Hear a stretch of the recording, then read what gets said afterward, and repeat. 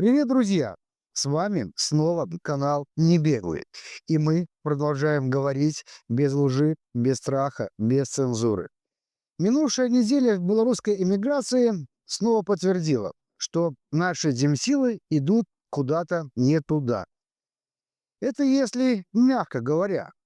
А если не пытаться подобрать слова, то можно сказать однозначно. Они продолжают пробивать очередное дно. Некоторые помогающие организации уже даже не пытаются скрывать, что помощь политзаключенным для них всего лишь бизнес. И бизнес вполне прибыльный. Защищает этот бизнес как перед белорусами, так и перед донорами офис Светланы Тихановской. На этой неделе, кстати, этим занимался небезызвестный серый кардинал офиса Франок Вечерка. Ну, а пока офис здесь, в Европе, пытается на ходу латать дыры тонущего корабля, на американском континенте отжигает Сергей Тихановский. Но давайте обо всем по порядку. Если кто-то не подписался на наш канал, то сделайте это прямо сейчас. После просмотра видео обязательно оставляйте комментарии и ставьте лайки. Поделись видео со своими друзьями. Ваша поддержка важна для развития нашего канала. Ну что ж, поехали. Всю неделю в белорусской эмиграции обсуждали выдворение из страны 52 политзаключенных. Многие ожидали, что это станет первым шагом в рамках договоренности Трампа и Лукашенко, и на свободу начнут массово выходить наши друзья. Пока что продолжение не последовало, но мы по-прежнему верим, что оно будет.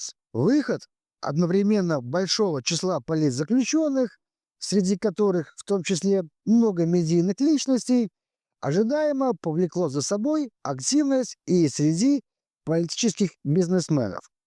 Естественно, Байсол тут же объявил сбор денег, и добрые белорусы снова перевыполнили план по сбору денег. Видимо, жизнь ничему не учит белорусов, хотя, казалось бы, уже 5 лет она дает такие уроки, что только ленивый их не усвоится. Ну, а дальше начались манипуляции, и я бы сказал, обычное мошенничество. Сбор был объявлен на помощь вышедшим 52 политзаключенным. Но распределять среди них все собранные деньги никто и не планировал. Большинству вышедших выплатили по 1000 евро. Но сделано это было не за счет средств сбора. Источником этих выплат был Международный гуманитарный фонд. Естественно, у всех, кто хоть маломальски умеет складывать цифры, возникли вопросы. А куда же пойдут собранные 110 тысяч евро? Ведь даже простое деление на 52 предполагает помощь не менее 2000 евро на каждого.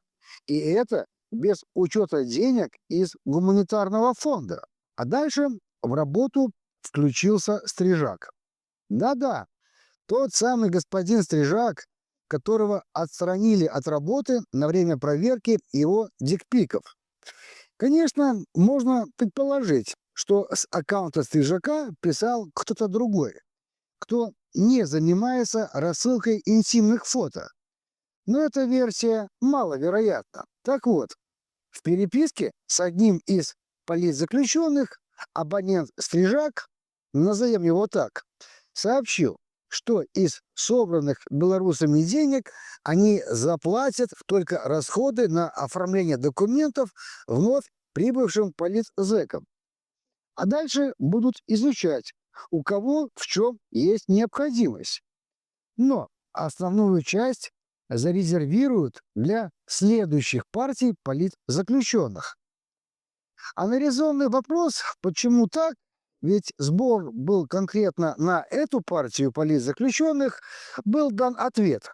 Мол, вы неправильно поняли условия сбора. Кстати, как выяснилось чуть позже, расходы на оплату необходимых сборов для оформления необходимых документов выдворенным политзаключенным взял на себя Freedom House.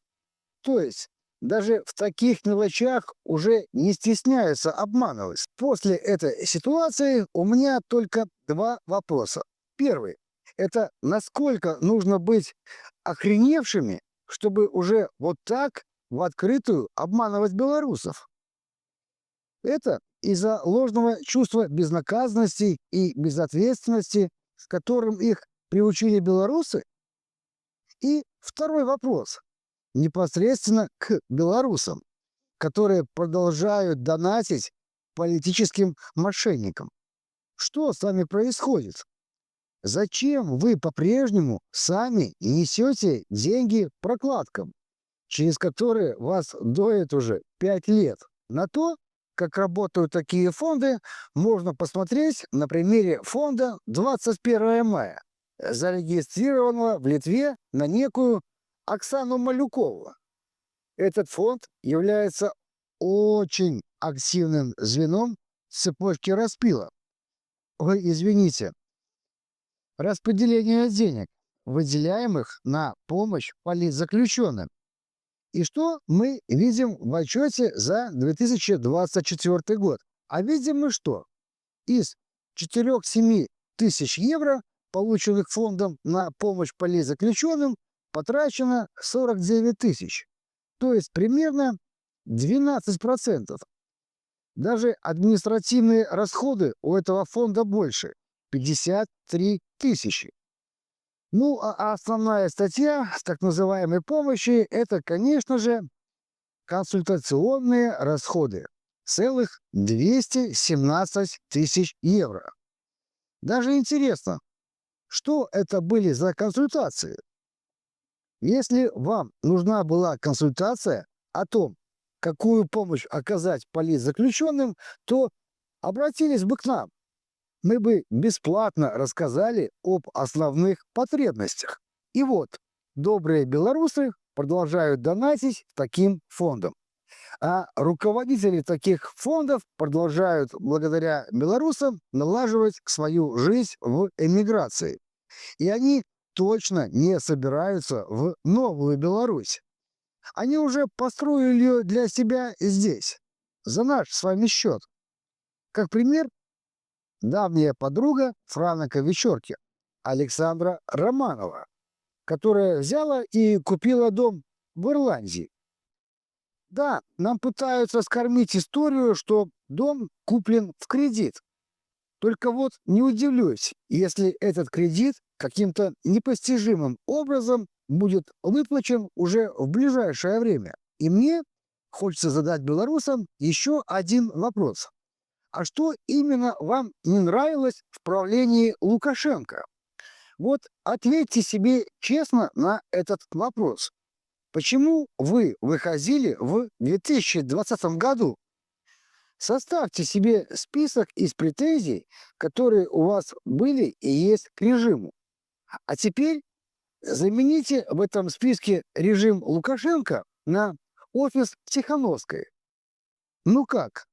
Много отличий нашли. Пока работа Демсил не станет полностью прозрачной с точки зрения финансов, мы так и будем продолжать пробивать очередное дно. Пока те, кто претендует на звание лидеров, не начнут нести ответственность за свои слова и действия, мы так и будем отдаляться от новой Беларуси. И самое главное, чтобы изменить это, белорусы сами должны приложить к этому усилия. А пока большинство из нас будет молчать, офис и околоофисные структуры будут продолжать зарабатывать на теме политзаключенных. Вот и в конце этой недели в Варшаве и Познане состоится конгресс по политзаключенным. Говорить на нем планируют о проблемах политзаключенных и их семей. Вот только среди организаторов этого конгресса политзаключенных не было. Это уже позже, когда некоторые политзаключенные и организации, их представляющие, возмутились. Офис в спешном порядке начал включать политзаключенных в списки выступающих. Но почему-то отбор спикеров был как-то слишком избирательны. Вот мне, например, до сих пор не пришло подтверждение о регистрации на Конгресс. Вроде и подхожу по всем критериям, но, видимо, не хотят слушать правду на этом Конгрессе. Накануне Конгресса Франок Вечерко выпустил даже видео, в котором сделал попытку оправдаться за исчезнувшие за 5 лет деньги. В этом видео много слов, но мало смысла. И снова нет ответов на конкретные вопросы. Из видео можно лишь понять, что нам нужно верить Франоку и компании, потому что все эти финансовые потоки проходят очень сложный и тернистый путь, пока дойдут до конечного пользователя. Если дойдут, конечно. Вернемся ненадолго к теме выдворенных политзаключенных. До сих пор нет конкретной информации, где же находится Николай Статкевич. Его смелый поступок вызвал бурную реакцию в белорусском комьюнити. И даже прослеживались линии на критику его поступка в публичном пространстве. Мол, нет в этом проступке практического смысла. Мол, борьбу удобнее продолжать с этой стороны границы. Насчет удобнее тут, конечно, не поспоришь. Естественно, удобно одной рукой делать вид, что борешься с режимом, а другой складывать в карман сливки, полученные от такой борьбы. Думаю, что если бы Статкевич узнал все подробности пятилетней борьбы так называемых лидеров Демсил, то у него появилось бы очень много вопросов. Ну а пока мы находимся в ожидании новых политзаключенных на свободе, на другом конце света, в США, продолжает чудить Сергей Тихановский. Не могу сказать о финансовом успехе его стендап-тура по городам США, но репутационные потери от этой поездки уже очевидны. Это можно увидеть по обратной связи, которую оставляют в соцсетях белорусы Америки, которые попали на встречи с Тихановским. А историю про то, как Тихановский получал водительское удостоверение в Майами, не слышал, пожалуй, только ленивый. В этой истории первый ледь в очередной раз показал свое истинное лицо. В этом смысле Тихановский очень успешно подхватил принципы работы офиса своей супруги. Эти принципы простые.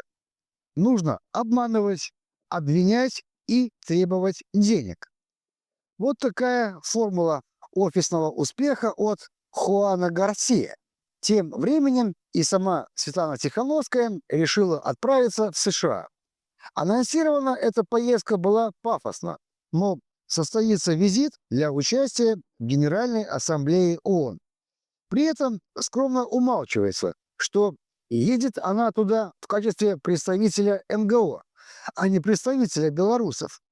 И, видимо, нам снова надо ждать много фотографий, при условии, что удастся поймать кого-то из значимых фигур возле туалетов этого международного мероприятия. На фоне всех этих мелких и не очень скандалов как-то и подзабылась история исчезновения Анатолия Котова, бывшего соратника Павла Латушко. Оказывается, польская полиция не захотела искать Котова, несмотря на наличие у того международной защиты. А причина довольно простая. Он добровольно выехал в Турцию. И, похоже, есть все основания полагать, что и дальше он поехал по собственной воле. Выводы делайте сами. А пока мы находимся в режиме ожидания, в Беларуси продолжаются аресты и посадки. Даже по той информации, что есть в инфополе, очевидно, что режим за это время посадил гораздо больше людей по политмотивам, чем выпустил. Ситуация выглядит тупиковой.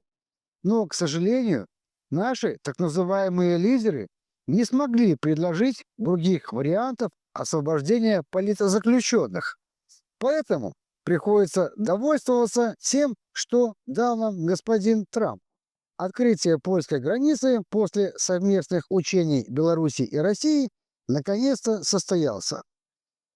А пока шли переговоры с участием китайской стороны, Россия прощупывала красные линии НАТО с помощью дронов и истребителей.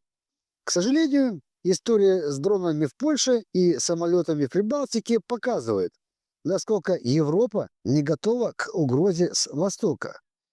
И то, что происходит сейчас на границе, напрямую влияет и на так называемую сделку Трампа.